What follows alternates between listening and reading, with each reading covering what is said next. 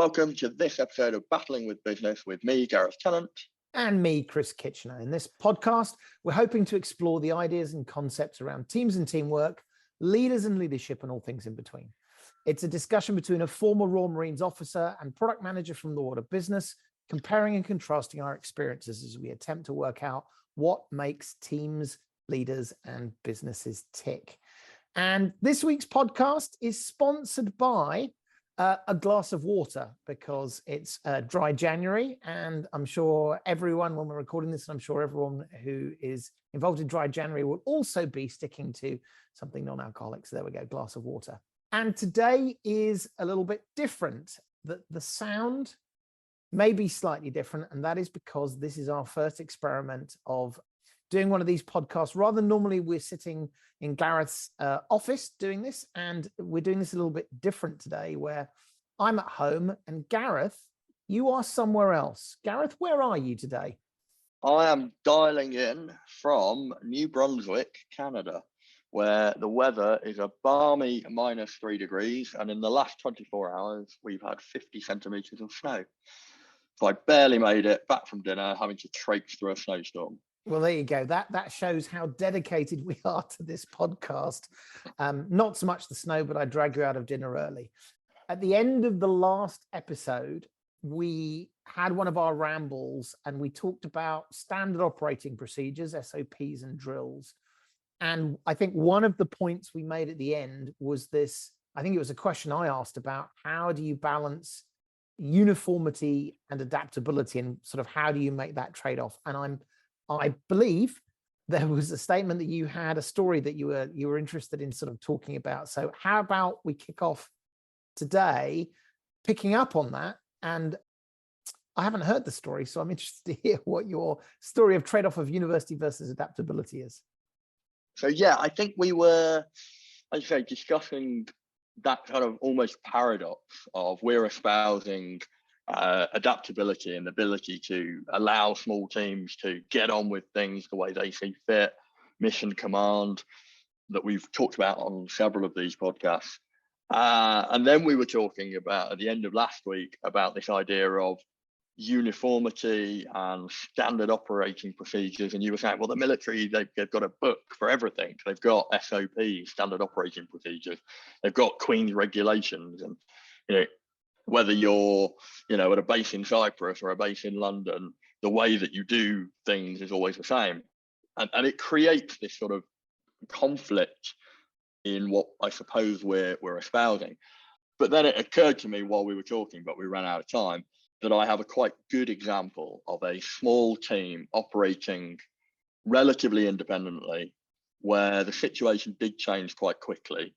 And as a result of both everybody knowing what the standard operating procedure was and being adaptable to the changing situation around us, we managed to perform much better than the adversary.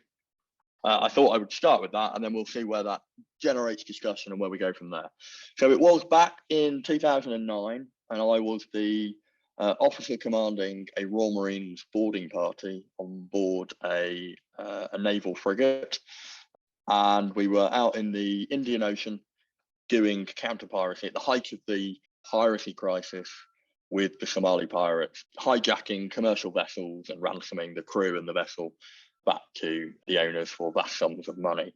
And so we were detached to find and interdict pirate teams in their small boats and prevent them from conducting acts of piracy, and where possible to arrest them under the international rules of piracy. There was a particular boarding operation that had taken a good couple of days of finding this group of pirates that we suspected were in a certain area, tracking them, and then doing the boarding. It was all about getting up alongside these small skiffs that they had quickly enough to surprise them and overwhelm them with force, so that they wouldn't try and put up any kind of fight.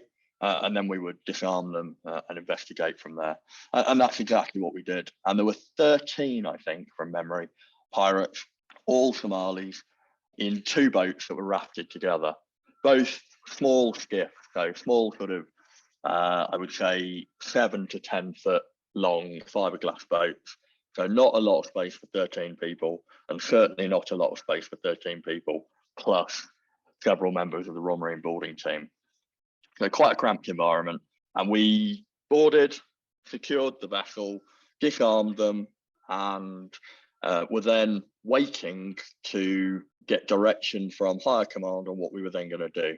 And the normal routine was, if there was no evidence that would be usable in a court of law to prove that they were pirates, then it was to remove their ability to conduct piracy operations, so their ladders, their small arms, and then give them enough fuel that they could get back to the mainland, but would have to go back immediately and therefore cease doing piracy operations. So we were kind of working out how we were going to do that. We were going to put them in one boat and destroy the other.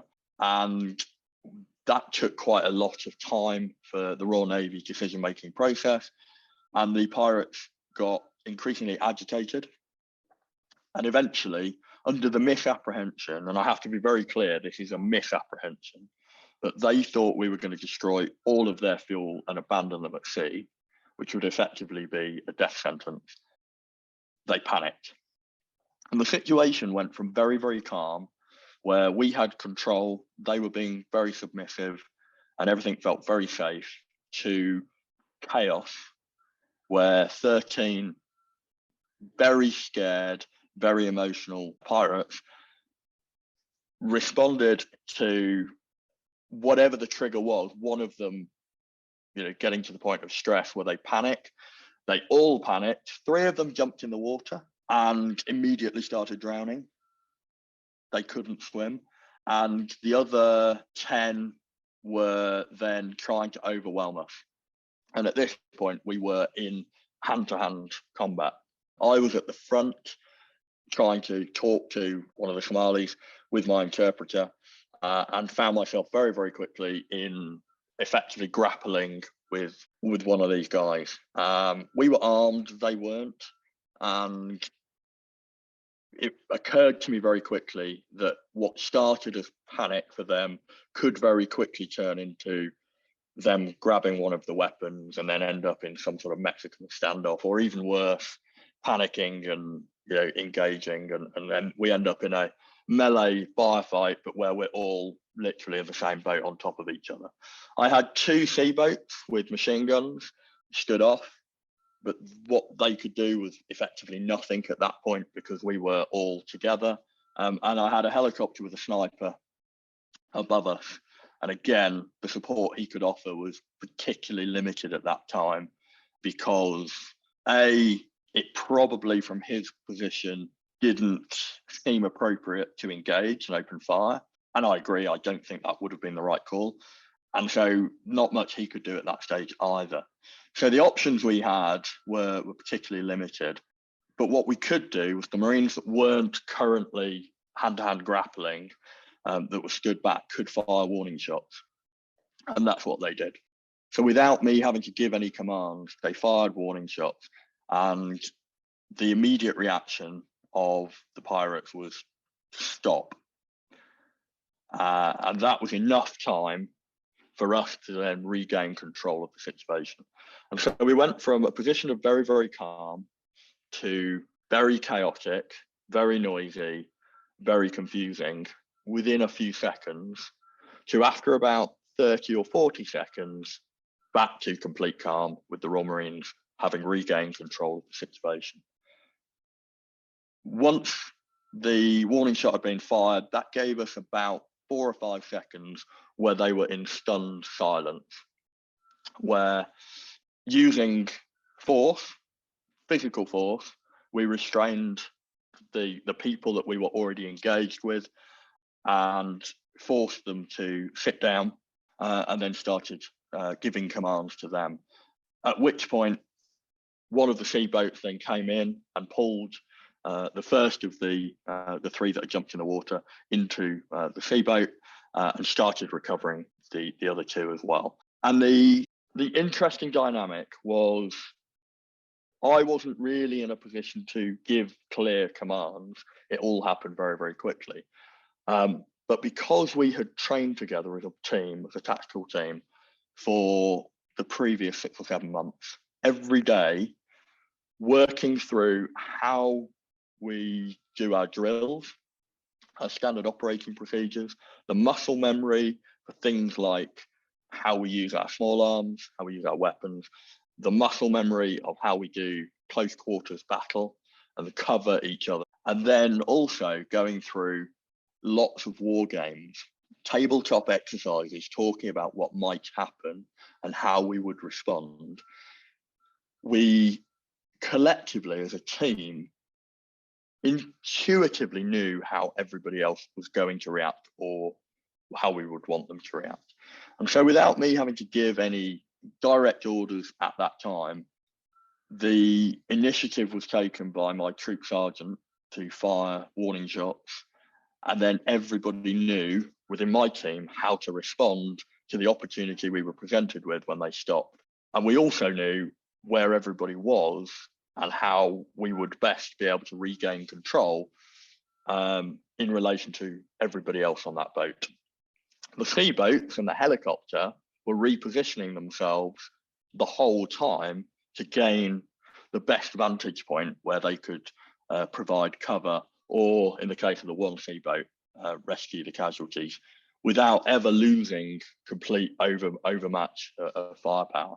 So even if one of the pirates had managed to get hold of a weapon and engaged, we probably would have still been able to regain control pretty quickly.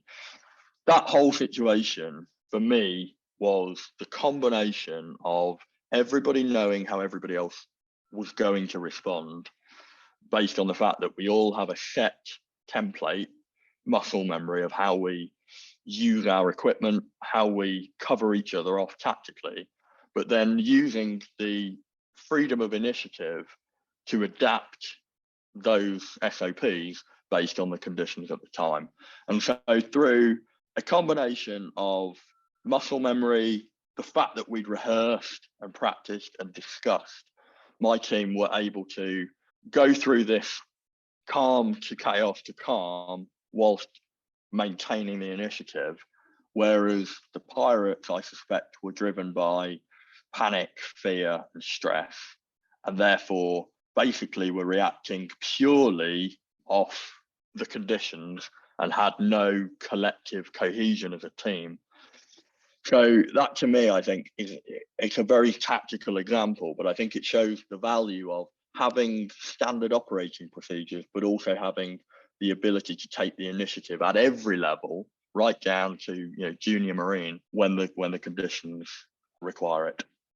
A number of things occur to me as you tell that story. The first of which clearly is, I don't have any stories that come anywhere close to that, because the worst story or the most exciting story I have is one day I met someone and they hadn't written a very good user story. And so we talked about it. So what I've learned from this is I should have thought very carefully about working on a podcast with someone who does something much more boring than what you have done. But trying to make the most of a bad situation, I think there's a lot more to talk about in there. And I can't believe I'm gonna say this, which is, I think there are lots of parallels with the business world and with the product world, even though perhaps there is significantly less danger involved and perhaps in less glamorous circumstances as well, and without helicopter overreach. But I want to go back and ask a question which sort of touches on something you didn't talk about.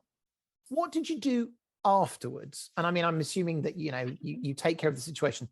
Did you sit down with the team and did you talk about it? Because that's one thing you haven't talked about. Was there a debrief, and how did that work? So there are 3 phases to the afterwards. There was after the immediate situation, which still required us to be in tactical control. And of course, the fear that caused the pirates to panic in the first place was still there. So we had to explain to them and convince them in that explanation that we weren't abandoning them at sea. The second element was then, once the mission was over, so this was several hours later, try to capture as much as we could of the information about what we thought had happened and in what sequence, who had made what decisions as a team, for both the exploitation of lessons identified. So do we need to change our tactics? Do we need to think about these approaches in future operations, and not just our team, but other Royal Marine boarding teams? But also if there was any kind of audit and review, we had captured the post-operational evidence. The third element then, of course, was the naval review post-incident, and that was quite interesting. So the Royal Navy, I think we've talked about this before in terms of their ability to deal with situations that they've come across before.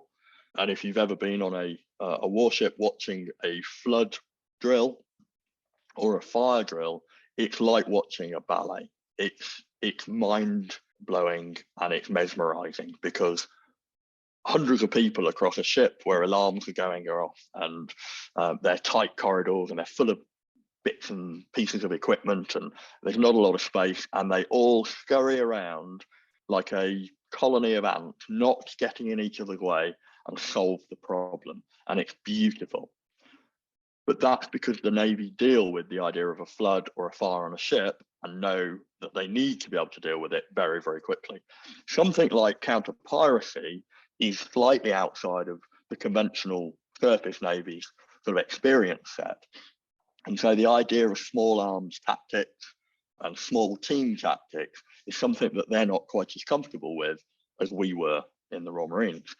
But equally, my team would be chaotic and terrible at trying to do flood defense. So, it's about being fit for the job. The Navy, in their review, focused upon the fact that there was a policy that said there are no warning shots to be fired. So for a long time, there was a whole lot of review and lots of different people across the chain of command questioning the validity of the action, not based on the situation, not based on what happened or what could have happened, but based on a piece of policy wording that said that's not allowed. And what's really interesting for me is that policy could be broken by the immediate threat to life. And that was the situation that we faced, and that was the reason that we broke the policy. But it took a long time for the Navy to get used to that. And eventually, after several weeks, the sergeant that made the decision to fire the warning shot and my team were commended for our actions. And it turned out we were viewed very favourably. But it took several weeks. And in that several weeks, several people in the chain of command were using terms like a chargeable offence, return to unit. And it took several weeks of investigation and, I suspect, sort of internal assessment for the Navy to recognise what had actually happened. And thankfully, the story ends happily and everybody sort of was allowed to carry on doing their jobs. But there's three aftermaths there that I think are all different and all require a different sort of exploration. The bit that strikes me throughout all of that is preparation and practice and planning. In fact, I believe there are 7 Ps in the traditional sense of prior preparation prevents perfectly poor planning. I think perfectly, but it could be something else. But I think that's really, and I'm turning this to sort of the business sense here. It's very easy to dismiss this as, well, it's the military, guns, run around. We've all seen people on the TV doing this, but I don't think it's any different. And actually, I suspect it's something, not I suspect, my experience is that business can be very bad at doing this. So I would liken this to what we might call in the business a P1 issue, where a customer phones support, the customer says, and this is typically enterprise, my critical system no longer works, you must do something. And I've worked in a number of businesses where this could be possible. And at that point, it's the non-lethal equivalent of Somali pirates panicking and making a break for it, in the sense that you have to do something decisive, and actually no one's written down necessarily what you do in that situation. So the bit I want to kind of dig into or talk more about is how do you prepare and plan for these things? Because what I found is most businesses are extremely busy trying to run their business. What we look for is sort of a happy path, which says everything's working, everything's okay. This allows us to focus on the next thing that adds value to a customer or something like that. The problem comes, though, is the moment something, in fact, what typically happens is often something slightly bad will happen. People can deal with that. And then other times something quite bad will happen. And generally people do that. And then you have the day when something very, very, very bad happens. And I've worked at a business where a system went down for all of the customers, and it was subsequently discovered that it was a member of staff for the company I worked for who was, in inverted commas, pulling plugs out of the wall and making things go wrong. And that, I think, is a really interesting point about how do you prepare for that? And I know that we've talked briefly about sort of red teaming before, but I think that's something which businesses miss. And it's easy to say, how much time should we spend on very rare cases? And the answer is probably more than you think, because if it's that bad a situation, you need to fix it, because it can often be business critical. But the other thing is, even if the situation itself is not business threatening, your business threatening, actually the time it takes to rectify that becomes quite high if you haven't a plan. So one of the things that I remember, this is nowhere near like yours, was when I was briefly in the military. We talked about what would happen if there was an incident, and there was a simple process. You would indicate who was the incident commander, and then you would say, okay, these are the roles and responsibilities. You over here, you're this, you over there, you're that. And then there was some SOP. So I was going to say, I don't think, my experience told me there's not enough of that inside business. So I agree with you. So firstly, I would say, apart from achieving my boyhood dream of hand-to-hand combat with pirates, which I believe the wonderful, phrase. Absolutely. And apart from peg legs, bottles of rum, and eye patches, I have ticked that box. But in terms of it's similar to business, I agree with you. I think the context is clearly very different, but it's about the adaptability of small teams to operate in unfamiliar environments. And we've talked about this before, the ability to enable people to recognize that a situation has changed such that they now need to do something different is all about preparing people to take that opportunity and to make sure that they are empowered. And we use that term a lot, I realize that, but they are empowered to make the decision to operate differently when they recognize that situation. Well, let's dig into that one, because I mean, again, I think, the only thing people are going to remember from this episode is fighting pirates. So let's stick to the pirate motif. You've talked about the fact that there were drills that you did. You also talked about the fact that members of your team who, and I use this term from a role perspective, were junior to you, who normally would look to you for orders. Yeah. Let's talk about those two things. The first thing is, just because I'd like to know, how do you do drills? Like, literally, how did you practice for getting on boats, and how do you know who stands where and who does what? And then secondly, maybe the more nuanced bit, the first one's sort of just gratuitous, who dares wins kind of stuff. But the second one is interesting, which is, how did you sit down with your team, and how did you, to use our language, empower your sergeant and potentially other people, more junior members of the Marines, who normally would look to you to say, boss, fire, don't fire? How did you prepare them for that moment? Did you explicitly talk through situations? So let's start with the exciting gung-ho stuff. How do you do drills to get on a boat, and how do you prepare to board a pirate skiff? Yeah, so the answer to both of those questions is quite similar in that it's two parts. One is the wider training of a Royal Marine leads to the specific training for that situation. And that's the answer to both bits. So the first bit of, how do you train to board a boat? Well, the first thing is you train to use your individual weapon, and you train to use your personal equipment. And then you build to how you use that in a team. And in basic training, this is where it starts. And we've talked about the Royal Marines ethos and the culture and all of those good things before, but that's really important. Even that, let's go a bit deeper. So, because I think there's so many of these things we take for granted, like you say, in the Royal Marines, we practice for this.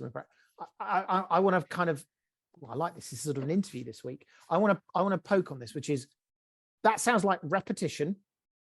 That sounds like planned repetition, and it sounds like everyone stopping at the end and saying, did that work? Did that not work?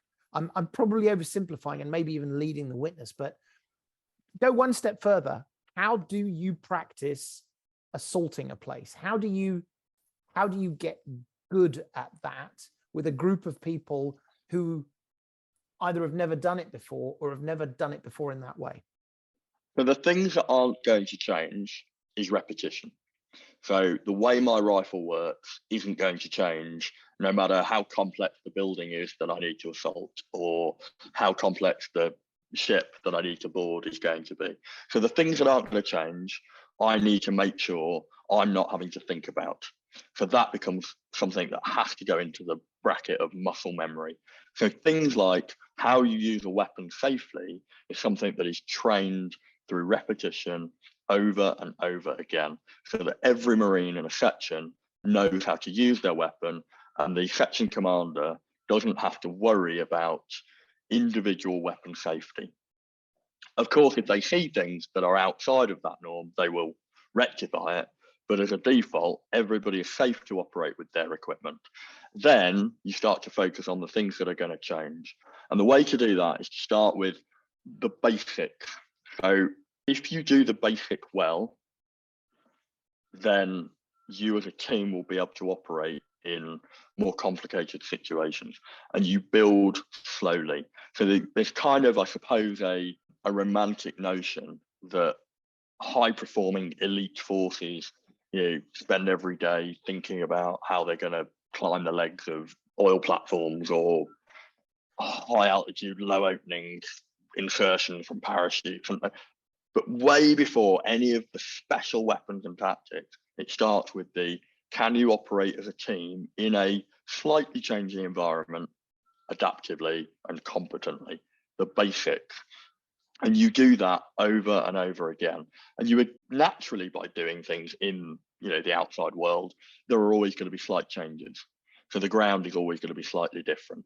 And you start to build as a team a shared consciousness of every time we find ourselves in a situation where X happens and the ground is, hilly and there's high ground to the right, then we will probably as a default do a right flanking assault where we're going to take position on the high ground.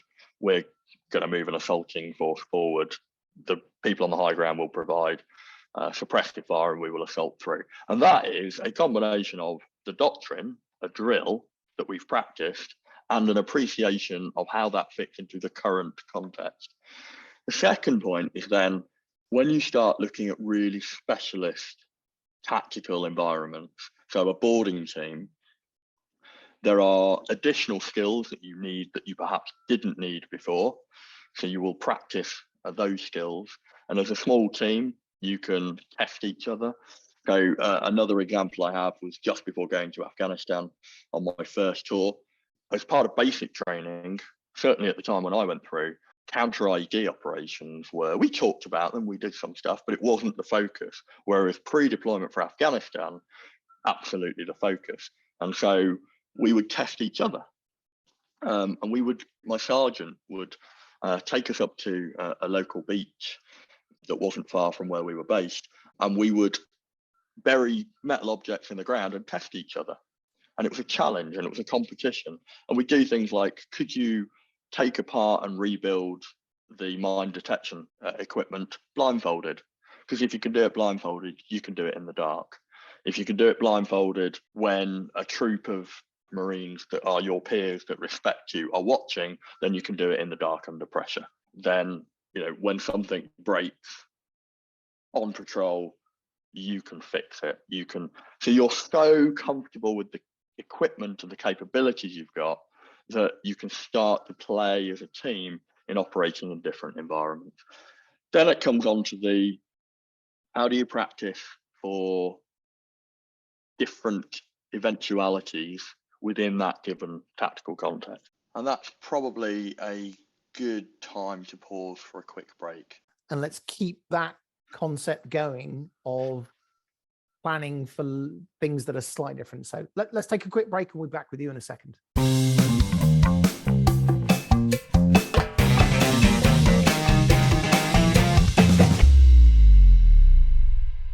All right, and we're back. So I think before the break, you were asking me two questions. One that I just answered, which was about how do you prepare teams? And the second part of the question, which I was just about to start answering, was around how do you plan for changes in eventualities within a given tactical context. I've already mentioned sort of tabletop exercises and red teaming, and this is really important. The first thing about a red team is it can't be driven by the normal chain of command. So one of the beautiful things about small team empowerment is, although there is a team commander, and in this case, I was the officer, I was the team commander, and there was one troop sergeant, we were all quite, I would say, as a team, comfortable in each other's presence. And although I was the officer, and there was one sergeant who was the senior NCO, we operated on a first name basis, and we operated as a very, very small team amongst a wider team of Royal Navy. So we were Royal Marines. And that was quite important. And although I got some raised eyebrows from some of the other senior NCOs and officers from the ship's company, of the various ships I served on, it was quite important that we were first name terms, and that the traditional role of officer, senior NCO, junior NCO, Marines was kind of distilled into small operating team. And whilst I had a very specific role as the officer, and my troop sergeant had a very specific role, tactically, we had a lot of the same roles across the team. I mean, one would argue, and I think it's dangerous for me to do this time, but I want to keep sort of bringing it back to the business. I think you still had the roles and responsibilities, you had the accountability, but actually you had trust and you found the most effective way to organize your team. And I think, I wonder whether just because you don't get all the great stories, I'm going to have to tell some stories about agile methodology at another time. But does that resonate with you? Because I think for me, that's the difference, which is the military typically has that chain of command and has the, we don't do that. And yet you see this in this classical special forces units where those sort of badges mean less, and it's the distillation of leadership, and it's the distillation of roles and responsibilities, and the goal or the mission becomes almost more important than anything else.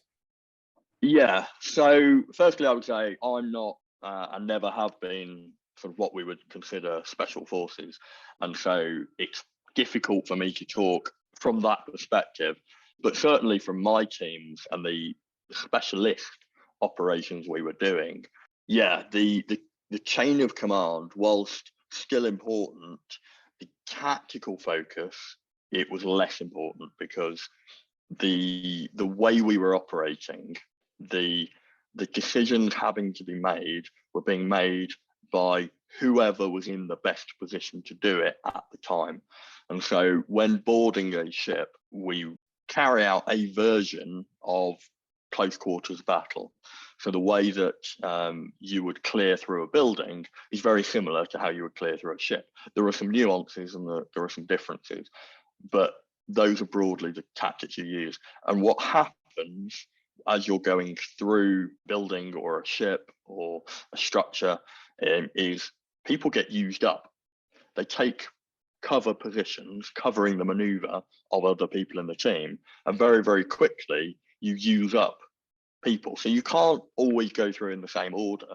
So what ends up happening is everybody in the team has to be good at every other bit of the job. So everybody has to be the lead person to breach a room. Everybody has to be the covering person to let somebody go past. And depending on the shapes and different ways doors open or ladders or pathways or whatever it is, there are different SOPs, but they are conducted by whoever is most appropriate to do it. And so you go through these, and when you're training to do it, it's very clunky, and you go through until you get smoother and faster. And like you say, you build that mutual trust. So it doesn't matter if you're a 20-year sergeant or a 5-year captain or a 6-month Marine. If you're at the front of the stack, you're the person calling the shots, because you're the person who can see what the threat is and make an assessment about what's required. And that's why the team dynamic is slightly different. I think the other thing is, when we're red teaming and wargaming, it's really important to allow everybody to have ideas about what issues might happen and what the mitigations and responses to that could be. Because it's a cliche, but to say there's no monopoly on good ideas, people have got different experiences and people have a different view on things. And it's that collaboration in the discussion that leads you to thinking about, oh, I hadn't even considered that eventuality or that possibility. But then you talk through it. It touches on our diversity thing we've talked about in previous episodes. But I also want I want to come back, because I think one of our most overused words in this podcast has been empowerment. But actually, I want to go back and point to something you said, which I think is the purest form of empowerment. You said, and I'm going to paraphrase you somewhat, it doesn't matter whether it's the 20-year sergeant, the 5-year captain, or the 6-month Marine, the guy at the front makes the call because he's the only one that can see what's going on. That to me is empowerment. That to me says everybody trusts that person to go do his job. Everyone trusts that person, and that person knows everybody trusts me. That to me seems like sort of the purest hyped up form of empowerment. But I would ask everyone who's listening to this, particularly in a business situation, have you done that? Have you empowered people to do something that would, the language I use with my teams is, have you empowered someone to the point where you're uncomfortable? And I think if you said to anyone and said, would you put a 6-month young squaddy Marine in front of you with a weapon, and if they get it wrong, you could get hurt? I think lots of people would say, well, don't be silly, I'm going to put the 20-year sergeant at the front, when actually the answer is no, because it's important to do that, and it's important to empower people. So that I love that as the purest form of empowerment, which I think directly translates. Have you empowered your team to a point where you were uncomfortable recently? And if you have, were you disappointed, or were you, frankly, more often than not, incredibly pleased and surprised? And that I would imagine, I mean, again, I don't know, but the 6-month Marine, I would imagine at the end of that process says, I could become the 20-year sergeant over this. And so there's a virtuous circle there.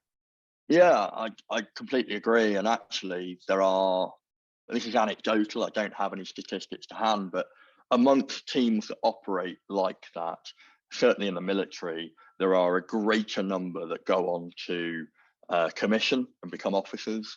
And there are lots of very, very junior Marines, junior soldiers, junior sailors who go on to quite important positions very, very quickly, even though they might not be a particular senior rank. They tend to find a niche where they are managing large teams, often with people of senior rank in them because they are the domain experts. So I think there is definitely a relationship between the opportunity to be empowered and how that plays out in building their confidence at managing team dynamics. I think bringing it back to the business world, I quite often talk about lessons from the military.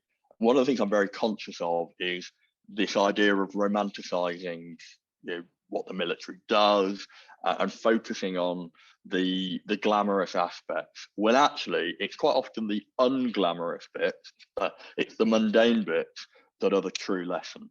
So fighting pirates is very exciting and it makes for good anecdotes and stories. But the important bit was the 6 months before, where we laboriously did drills on the flight deck to practice marksmanship, to practice moving around each other so that we would maintain lines of cover and lines of fire without getting in each other's way. We tabletopped and war gamed to the nth degree, sort of the most bizarre and strange scenario that you might find, because when it happens, the impact is high. And that's the lesson. So I quite often talk about how I think we have this romantic idea that the lessons that come from the military are about great leaders. And the reality is there are very, very few, they do exist, of course, but there are very few sort of inspirational leaders who got up and charged the machine gun nest when everybody else was cowering, and that inspired them to go.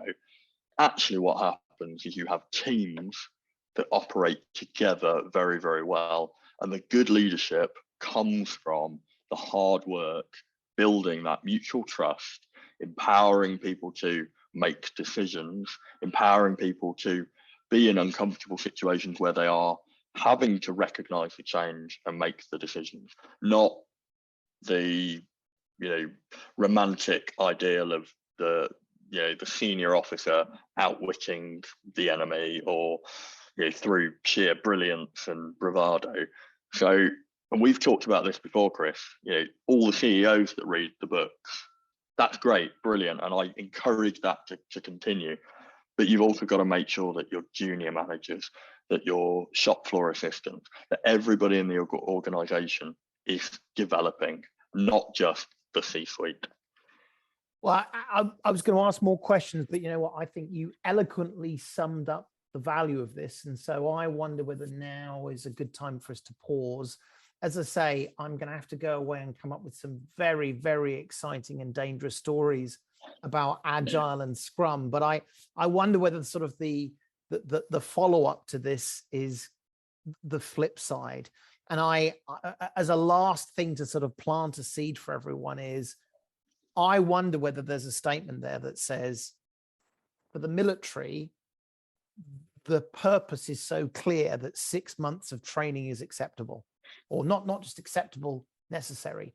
In business, I'm not convinced a business says I've got time to do 6 months of training. And so maybe there's another thing for us to sort of dig in another time to say, when you were on board ship, where you didn't have a month to sit and practice, how did you keep your skills up? How did you learn? How did you adapt and change? Which may be more of a proxy for business, because I think business is busy trying to do something else at the same time. They maybe don't have that same luxury. So let's pick that up later. But Gareth, thank you. That's always fantastic to hear you talk about some real world examples, and frankly, piracy. How can you beat piracy and running out with guns?